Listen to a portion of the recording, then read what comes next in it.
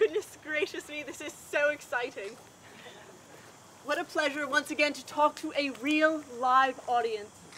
Although I must admit, I had my reservations about it.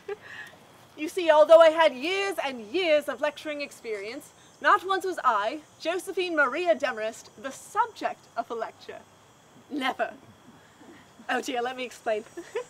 But first of all, I suppose I should properly introduce myself. As I said, my name is Josie Demarest. Does that ring a bell? I didn't think it would. Well, I'll try to keep the pertinent details short and sweet. I was born in 1871 in Kings, educated in the city, moved to this beautiful area around the early 1900s, and died here in 1952. There. Now I'll try to fill in the blanks. In New York, I was considered to be musically talented. I was trained as a pianist and concert violinist. At age 14, I studied under the tutelage of Edward Severn, a famous violinist.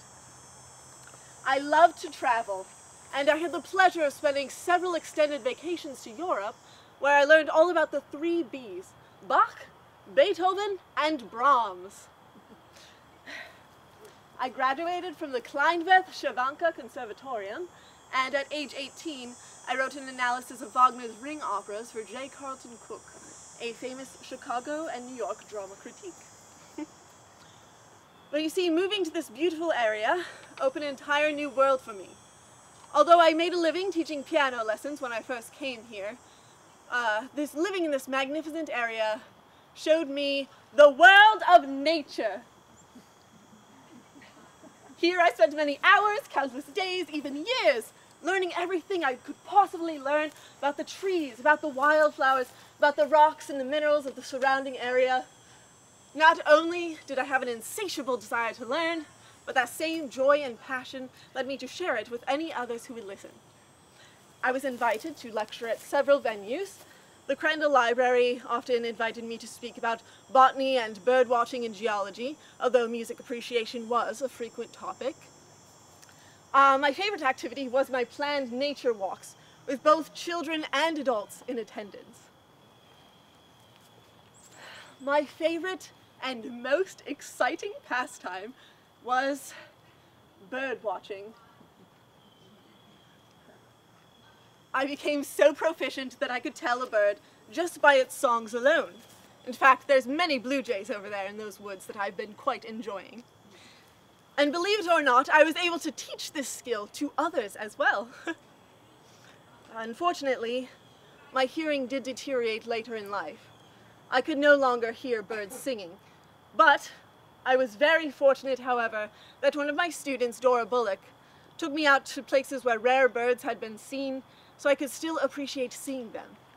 I could no longer hear them, but I could see them. Oh dear me, lest you think that I dress in this manner usually, rest assured that it meets all of my requirements for my nature walks, guarding against bad weather, biting insects, poison ivy, and I would never go anywhere without my binoculars. I'm guessing many of you would like to know what I have in my bag. Any guesses? Rocks. Close, very close. You always need food out on your nature walks. Well, I'll show you. I never go anywhere without a jackknife, especially one with a little screwdriver and scissors. Very handy. And of course, a flashlight. And for all those little cuts and scratches that you get along your nature walks, a bottle of mercurochrome. I bet some of you have never heard of that. Yes. And how about this one? If you ever get itching and scratching because you run into some poison ivy, a little bottle of Caladryl. And of course, bandages. Oh, and one banana, you do get hungry. And my trusty bird book. It's quite beautiful. But here, I was not known solely for nature, loving nature. I would also like to point out that I was involved in churches and other organizations as well. During the Great War, I spent my time organizing the local Red Cross chapter. I also instructed a group of women in constructing surgical bandages that we would ship overseas to the wounded men.